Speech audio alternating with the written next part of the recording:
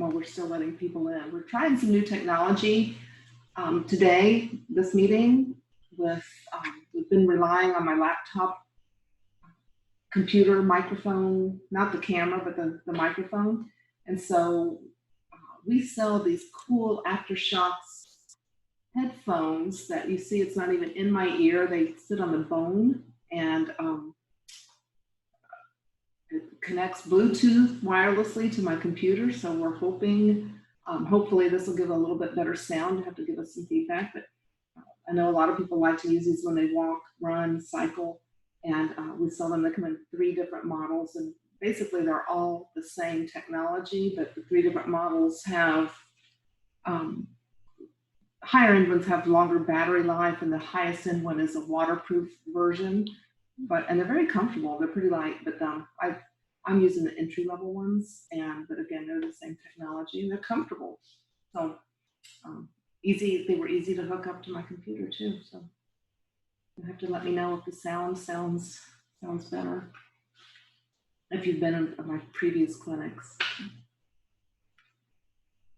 Okay, welcome to Bike Barn Custom Fit Studio, our virtual online fit clinic.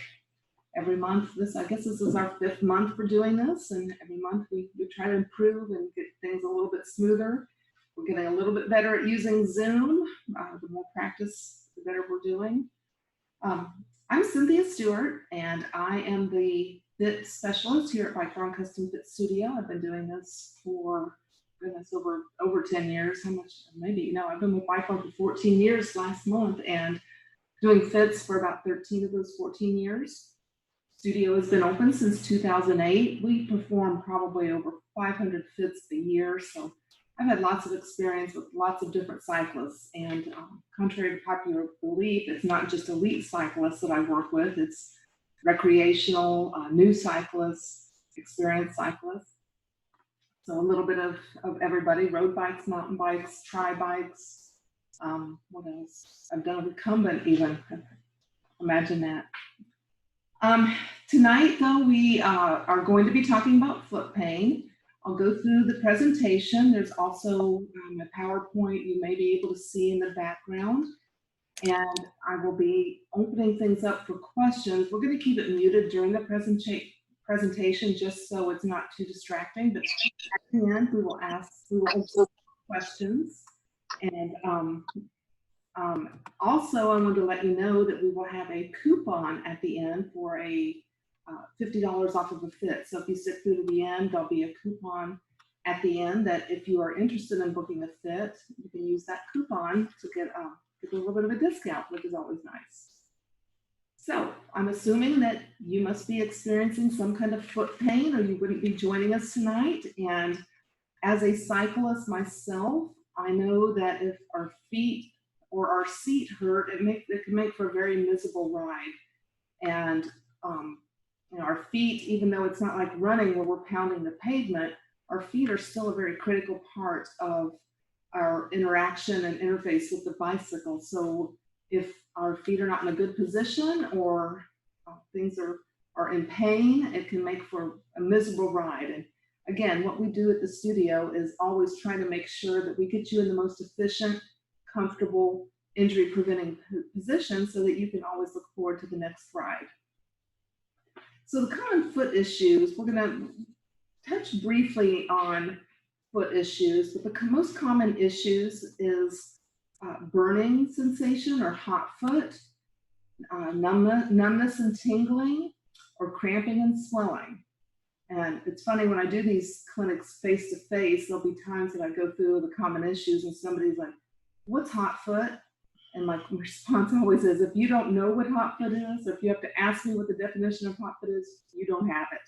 But hot foot is basically what it sounds like: a burning sensation on the bottom of your foot, usually right under the 1st or 2nd metatarsal from pushing down. Some people only experience it, or maybe have worse symptoms in the summertime when our temperatures are hot and humid and heat index of 105 like we've had lately.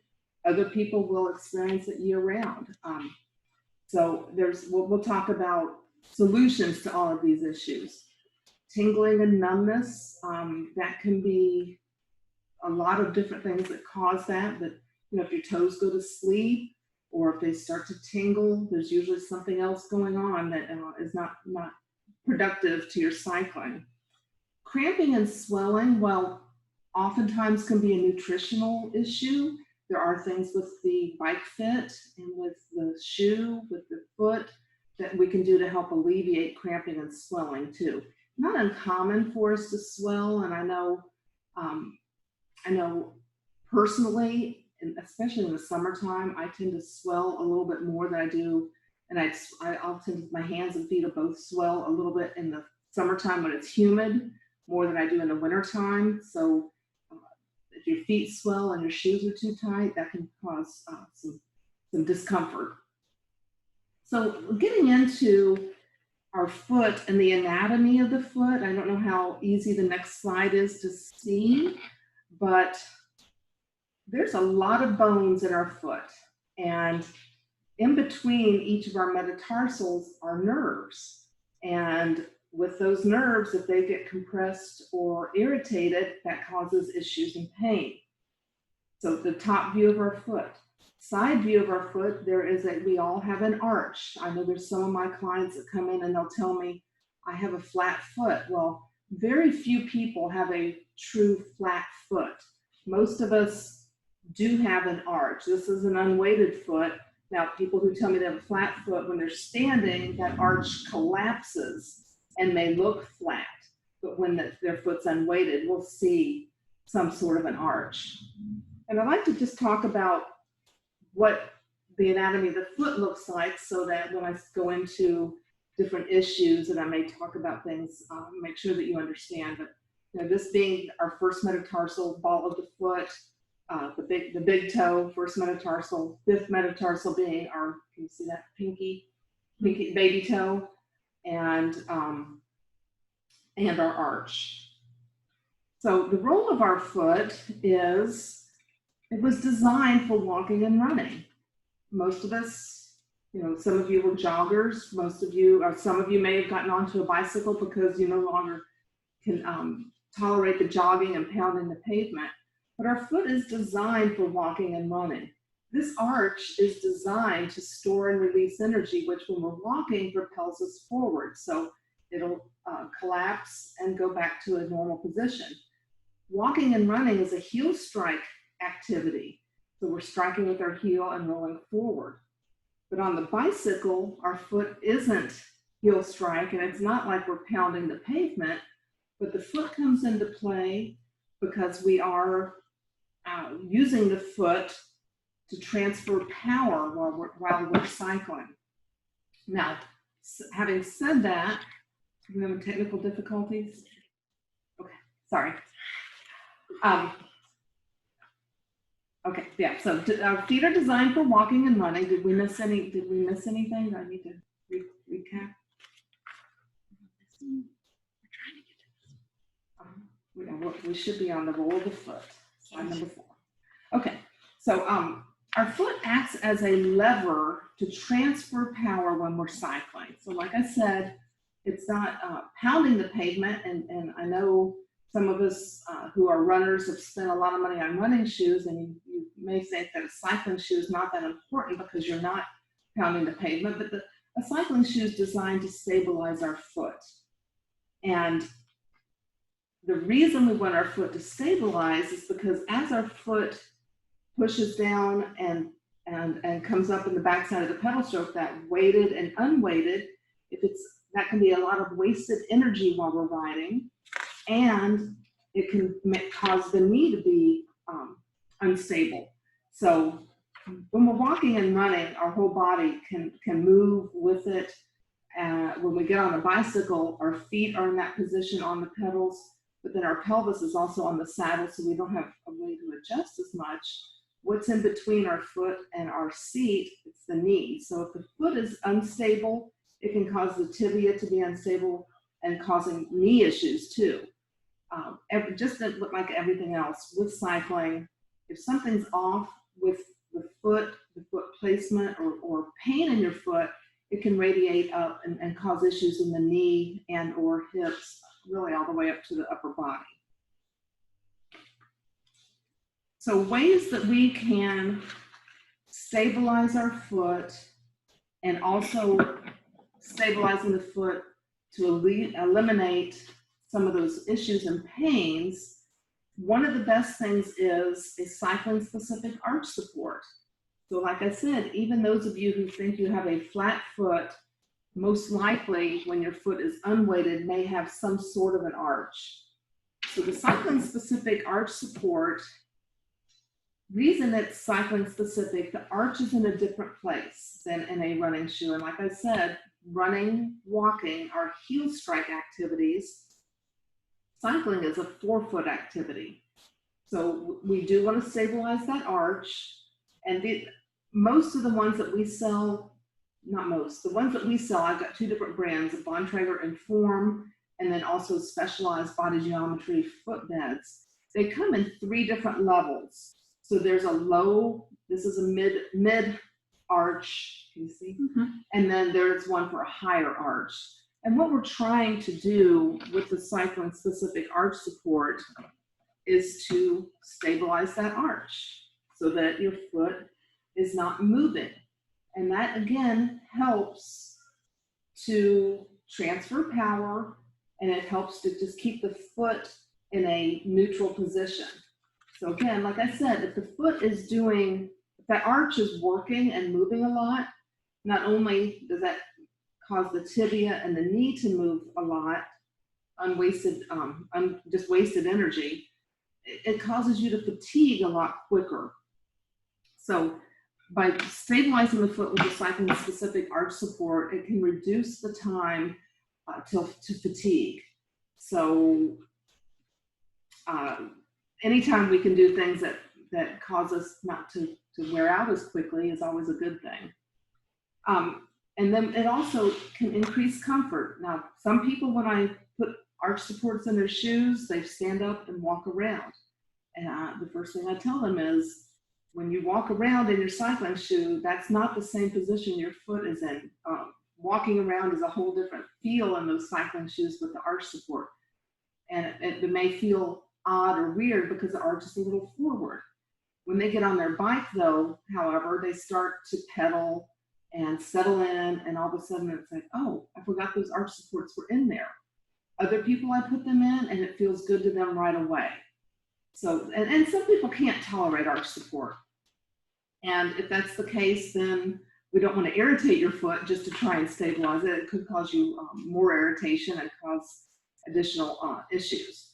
But anytime that foot is moving, you know, the tibia, if it's moving, it can cause that whole knee joint to cause a lot of extra movement, wearing out the cartilage, or just can cause irritation in your knee. And that's not something that we want to do.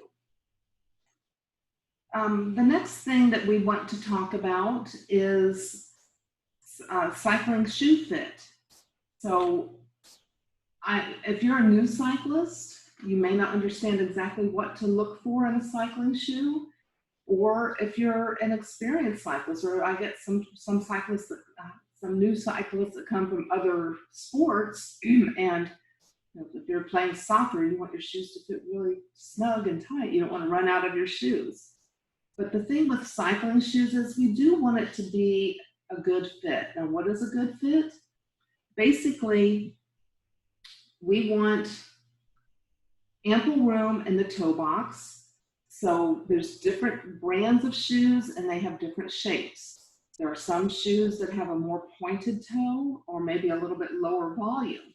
So if you've got a foot that's narrow, that would work for you. Now, if you're like me and have a little bit wider foot with a higher volume, you want ample room across the forefoot, and then you want your toes to have some wiggle room too.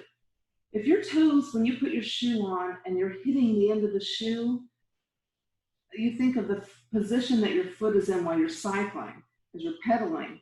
It kind of forces our foot a little bit more forward, so you do not want those toes hitting the end of the shoe. Like in running, I've lost toenails running before. Knock on wood, I haven't lost toenails cycling because I've been fortunate. I bought the right size shoe. Now, when I was first getting started, I bought some shoes that were too small. they cost a lot of money and they were cute, so I wore them anyway. I don't recommend doing that though. So ample room in the toe box. You want even pressure on your instep. So you shouldn't have to buy a shoe like a size or a size and a half larger like runners do. And here at the studio, we can measure your foot to make sure we're getting you in the right size shoe.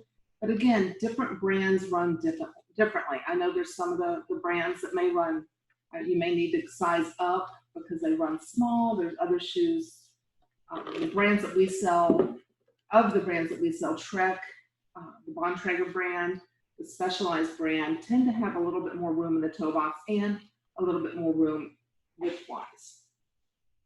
You want it to be snug in the heel, but it's not too much of an issue if when you walk, which again, first thing people do when they try on cycling shoes is walk. Be careful when you're doing that because that's that's not the same motion and same feel that you'll have when your foot is, when you're sitting on your bike and pedaling. So walking around, it's putting you in a different position. But it's not uncommon when you walk for your heel to slip just a little bit, and we don't want it so big that it's sloppy and that you're pulling out of it, and we don't want it to cause blisters. But a little bit of slippage in the heel is not a problem. Some shoes, some of the higher end shoes have a material here in the back that's called like shark skin, so it grabs a little bit and you don't slip as much. But and those of you that have a narrow heel, there are brands of shoes. We sell a seedy shoe that actually has some adjustability in the heel. There's two little, there's a little like a bracket on the back with two little screws, so you can tighten it down if you want to. So those of you with a narrow heel, that's kind of a nice feature. So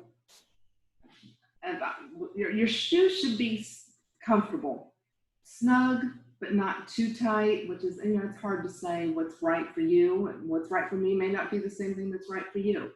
I often get asked, how tight should I make those straps? And I see some people come in and they're just pushing them down, getting them as tight as they can, and then they complain that their feet are tingling. So if your shoes are too tight, that could cause that foot to tingle. The other nice thing, now this is an entry-level shoe, but it's got the 3 Velcro straps, which makes it a little easier to adjust. So can you see the shoe here? This is a little higher end shoe, and it's got a dual BOA system. And so it's a little easier. If you get your shoes too tight at the start, you can reach down and loosen it on the fly without even getting off your bike. So that little adjustability makes it nice. If your feet start to swell, you start to feel a little tingling, you can reach down and make a quick adjustment. So shoe fit is very, very important. Now, if we've got some people that are here joining us tonight that are still using, are using a flat pedal and an athletic shoe, there's a reason that our cycling shoe is stiff. So this is an entry-level shoe. You see how stiff it is? I can't bend it. I can move it a little bit. If I were to do that on the high-end carbon-soled shoe, it's not going to move at all. It's a very stiff sole. Again, I said before, our foot is to act like a lever. We want it to transfer power. That stiff sole will help to dissipate the pressure point across the whole bottom of your foot without, and help take away some of the pressure right where the cleat's attached. And the stiffer sole just helps with a little bit better power transfer. If you're using an athletic shoe, try to get one that is as stiff as you can get it. And I know some people are scared to get into clipless pedals. I'm a big fan of clipless pedals, even for beginners. And I've got a pedal system and a shoe that I highly recommend for beginners. And I personally like it because I can set your foot up to where your foot's in a good position, your knee is going to be aligned. And if I need to stabilize your foot, there's things that I can do with arch support, and then there's other wedges and things that I can use to help stabilize your foot. And it's a little harder to do that in an athletic shoe. So another issue or another cause or another solution for some foot issues is your cleat position. So there's a way to set your shoe up your cleat in a neutral cleat position. If somebody walks into the store, buys shoes, and wants new cleats installed, our guys can mark where your first and fifth metatarsal, so first metatarsal, fifth metatarsal. In your shoe, that's going to be where the ball of the foot hits here and here. The cleat position should fall somewhere in the middle of the first and fifth metatarsal. That will put the spindle of your pedal back a little bit further than what we used to do. Traditional neutral alignment of the pedal, of the cleat and the pedal, used to be set that first metatarsal up with the axle of your pedal. Well, we have found that puts more pressure right under the metatarsal pad, which can contribute to the hot foot that you're feeling. So now we want the cleat to be a little further back, which is going to move your foot up forward a little bit. So it'll put your foot forward, placing the ball of the foot in front of where that contact patch is. So you want to check the alignment of your cleat. If you're using a road type cleat, there's 3 bolts and there's a lot of adjustability fore and aft. So if you're looking at moving your foot forward, that's moving the cleat back. I'm giving you some tips that you can try at home if you're having that hot foot. Try moving your cleat back. Check to make sure that both of your shoes, that the cleats are in the same place. Now, fore and aft, if you get them off that way, I know sometimes people will tell me, one of my feet's bigger than the other, so I need to put my cleat in a little different position. I'm not an advocate of that. I put the cleats in the same position, fore and aft, most of the time. Now there'll be a time every once in a while that I've got a reason to do an asymmetrical cleat offset, but that gets into a whole different topic with leg length discrepancies that I'm not going to go into tonight. The other thing too that can cause some foot issues or may cause knee issues is the alignment of your cleat and how your foot hangs. So many of us are not symmetrical left and right, and our feet don't hang perfectly straight up and down. We may be a little bit toe in, or we may be a little toe out. So your cleat should duplicate how your foot hangs on the bike. Otherwise, you may find yourself fighting it and moving your foot inside the shoe, which could also cause some pain laterally, cause the outside of your foot to push up against the lateral part of the shoe, or it could cause knee issues as well. The wear on your cleats, I see, I can't tell you how many times people come in and their cleats are on their last leg, and cleats cost anywhere between $25 and maybe $35 for the speedplane ones, which is cheaper than a new set of pedals and cheaper than knee replacement. So we want to make sure your cleats stay in a good condition. These are a look cleat, and there's little wear indicators that if they start to wear down, it's a good sign that it's time for new cleats. This is what engages in the front, and then the back clips down. And if that starts to get worn, it makes it harder to get in and out, but it also could cause a lot of issues with your foot. If it doesn't have a great contact patch and your foot starts to kind of move side to side, that can cause some foot issues. It can also cause knee issues. So keep your cleats replaced. It's a small price to pay to help enjoy the ride. So we've talked about some solutions for your foot issues. Good quality shoe. So even if you're in a flat pedal, a good quality shoe, I should say, that fits you properly. I didn't address when I was talking about shoes, but even if the shoe has ample toe box area, sometimes I get people that I'll feel little tight spots on their shoe here. There's ways that we can stretch that to make it a little bit more comfortable, give your foot a little bit more wiggle room. If you do have a wide foot, don't be like me and try to squeeze your foot into a shoe that doesn't fit, or be like I was when I first got started cycling. There are several brands that make a wide shoe. There's several brands that make a narrow shoe. So find the brand that works best for you. Arch support. Now, I didn't talk about the metatarsal button, but cycling specific arch support. Metatarsal button is like a little raised area here. And what that does is help. It can help with the hot foot. It can help with the tingling. It's a little raised part on that arch support that will kind of push up right under the second and third metatarsal. Some of you may have, if you're a runner, I've had people that have a neuroma, which is a cluster of nerves in between usually that second and third metatarsal. And so that little metatarsal button will help to keep those bones, let me see, I'm gonna hold it up high enough. It will help to keep those bones from compressing on each other. Like I said, there's nerves that run in between all of our toes. If we compress our bones together, it's going to compress those nerves.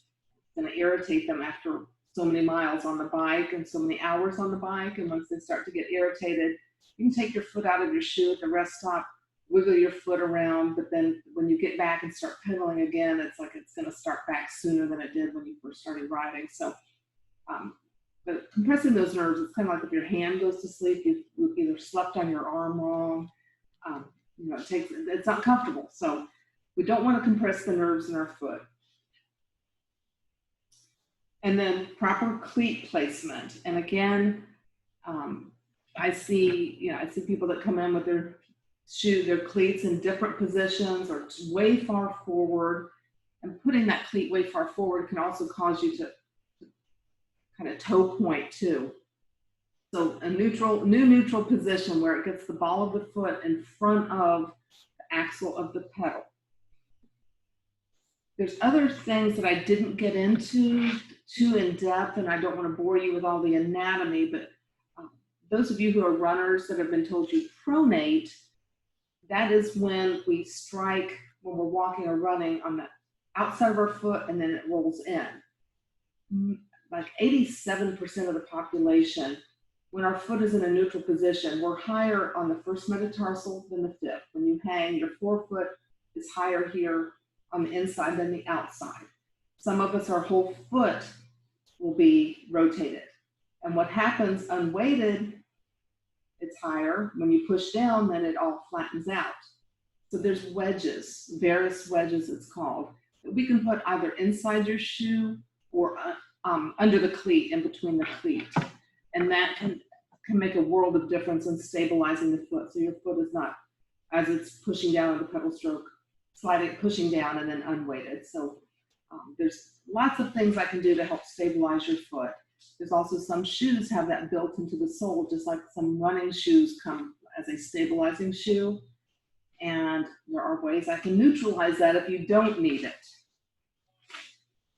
So basically, I've gone through very quickly the things that can be done, or the common issues that I see with common foot problems, and some of the things that we can do to correct them. Here at the studio, we do a whole lot more than deal with foot issues. When it's a very comprehensive fit. We start to get to know you with an interview, so you can tell me about your cycling history, the goals that you're working towards, injury history, the issues you have on your bike. All of those things help me to get to know you as a cyclist, as a person, what's going on with your ride, and what it's given me clues as to how we're going to help make your bike fit better.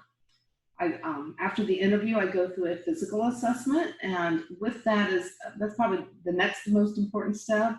I'm looking at your body structure. I do look at the foot structure. I look at it weighted and unweighted. We can measure the arch. I can measure your foot.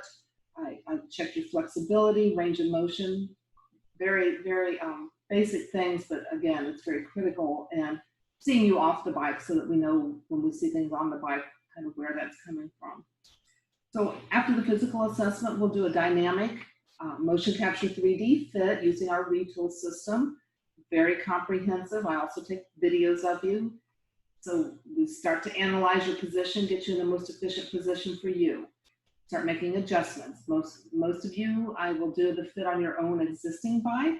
Those of you who might be looking for a new bike or especially aero bikes, I've got a retool move size cycle that we can set it up to be whatever we need it to be and help you to decide what type of bike and what size bike is best for you and find all those points in space. After the fit, we will provide you with a full report. We'll email to you, and then we always provide you a free follow-up. I like to see in 30 days how you've settled into the adjustments that we've made, and we might need to make some minor adjustments at that point too. So I think at this time we can open it up. If you've got any questions, I know I've gone through things maybe more in depth than you thought I would, or maybe not as in depth. But if you've got questions that I haven't touched on or haven't answered, we'll open it up for questions now. I'm sorry. You need to type your questions in because so that it's easier for everybody. We just let people on mute so it doesn't get too noisy. But type your questions in. Manette and Nikki will help read the questions to me, or maybe we don't have any questions. Waiting. Here's one. Okay. How does one find the correct metatarsal button? Are they sold? That's a good question. And I don't know if you can hear what Manette. The question was, how does one find the correct metatarsal button? So I am not a doctor. I'm not a podiatrist. I do see a lot of feet, and I can look at your foot and tell what size arch you should have. The metatarsal button is already built into the prefab insoles that we have. These are not custom insoles. These are a $40 insole as opposed to a $400 insole. So the metatarsal button is already built into it. Now, I have had some people where I have built it up a little bit more if they've needed that. But that's very rare. Now, some people will come in with their custom foot beds that a podiatrist has helped them to design. They may have been designed for a position or their foot in a position of running, not cycling, and it may be a little bit different. Like I said, for cycling, this is a little bit more forward. And metatarsal button is kind of related to this arch height. Hope that answered your question. Thank you. Okay. Next question. Is there any difference in foot position or bike fit if we are doing our cycling on the trainer indoors? None that I can see. Most of my clients I know there's a lot more of you doing your cycling indoors, either using your own bike on a smart trainer or a regular trainer, or using a Peloton or some of the stationary type cycles. And I think it's just as important to have your cleat position. If you're only cycling indoors and you've never been fit, it's still just as important to have things fit you properly, because you're probably doing it at least for an hour at a time, 3 to 5 times a week, and you don't want to cause injury. But as far as it being a different position, I would set it up just the same as your regular cycling shoes, if you've got indoor shoes as opposed to your outdoor shoes. I hope that answers your question. Okay. Next question. Is there a way to know what level of arch support we should get when buying insoles? Nikki, can I ask you real quick, over in the corner, on this side, there's a black one, the archometer. So yes, I can look at your foot and determine what level of arch. Oops. No, you're good. So good. I can look at your foot and determine what size arch support. I will tell you, most people, if you've not used arch support while you're cycling, it may feel intrusive. And so what I do is, with those 3 levels of arch support, I may start you with the mid-level when you really might need the higher level. Some people, I can put the high level in right off the bat and you'll be fine. In our stores, we do have what's called an archometer, and I'm not going to, and you won't be able to see it if I stand on it, but it's kind of a heat sensitive thing. So if I have you stand on it, it will give an outline. Maybe I'm going to demonstrate right quick. I'm going to put my left foot on here. It will leave a heat imprint of your foot, and then you can look at the correlating picture, and it will show you. I have a big foot. So you see, can you see it? So I have a pretty high arch. I wear the highest level of arch support. But depending on what imprint you're leaving, there is a level 1, 2, and 3 with Bontrager. We have the same thing with Specialized. They have one plus, 2 plus, and plus 3. So 3 levels. And they're made a little bit differently. They both work great. But yes, we have these devices in all of our stores that you can stand on and take a look at it. And again, be careful if you put those arch supports in your shoes and walk around, because your first instinct or first impression might be, oh, this feels weird. Well, it's going to feel weird when you walk around because they're designed for cycling, or our foot's in a different position when we cycle as opposed to walking around the store.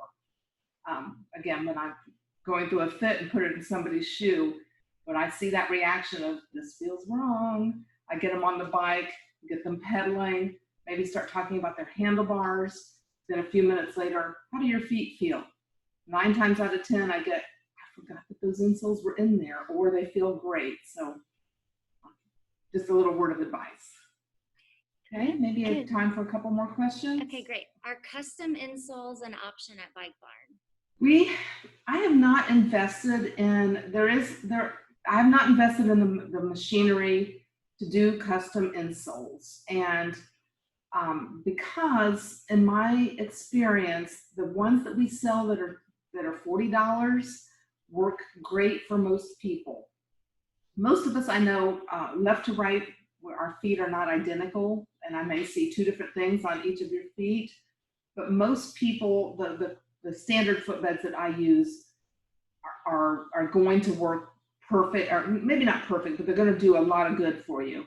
The custom insoles, I think they run anywhere between $100 to $150. You have to be careful, because if whoever's setting them up right for you, if they're not doing it to an unweighted foot, it's going to be in the wrong position. So I've seen people come in with custom insoles where I could tell they were molded to, they were molded when you stood on them and put your weight on them. Well, then your foot's in a different position weighted.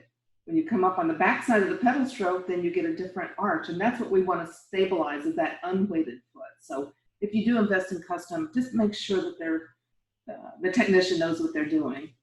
We've talked about doing it, but we just don't do it yet. That was a long answer. Is every Bike Barn able to assist with arch support? Every Bike Barn sells the footbeds, the stock footbeds, and many of our employees have been trained on how to use the archometer and to help you with making that decision.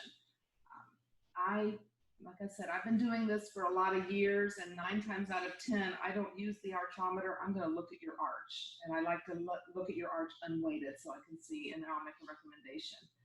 And this I use for backup when you need confirmation that I know what I'm talking about. Okay, and last question. Any particular suggestions for sesamoid issues? Sesamoid issues? So the sesamoid bone, the question was any suggestions for sesamoid issues. The sesamoid bone is right under the ball of the foot. There's 2 little bones right there. So it just depends on what your issues are. If your cleat's not in the right place and it puts a lot of undue pressure right under the ball of the foot where the sesamoid bones are, if you're compressing those metatarsals together, that can cause issues. If insoles, if your shoes are old and the insoles have lost their cushioning, if your foot is moving a whole lot, moving inside of your shoe, that causes a lot of wasted energy, and that extra movement can cause pain. I would start with making sure you've got the proper insole in and your cleats in the right position. That help? Well, thank One more. One more question. Last question. No, no, Oh, no, it's not. one more slide. Oh, one more slide. Okay, great. So thank you all for coming or joining us tonight. If you joined us late, we are going to have the presentation posted probably on YouTube. It'll be probably not up until tomorrow. It takes it longer to download than I thought. And you can always email me at studio@bikebarn.com, or you can give us a call. And then I just wanted to also let you know that for being here tonight, there is a discount coupon for $50 off the fit. Now, nobody asked me how much a fit is. That's usually one of the questions. So my road bike fits are $349.99. That's a road bike, mountain bike, the new gravel bikes, cyclocross bikes. If it's an aero bike, because there's a lot more moving parts and pieces, that with the aero bars, it's $399.99. But with the coupon code, that'll give you $50 off. And just mention that you were at the online clinic.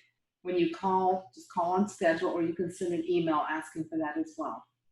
So thanks again. We really appreciate it. And we'll be back next month with another topic. Thanks so much.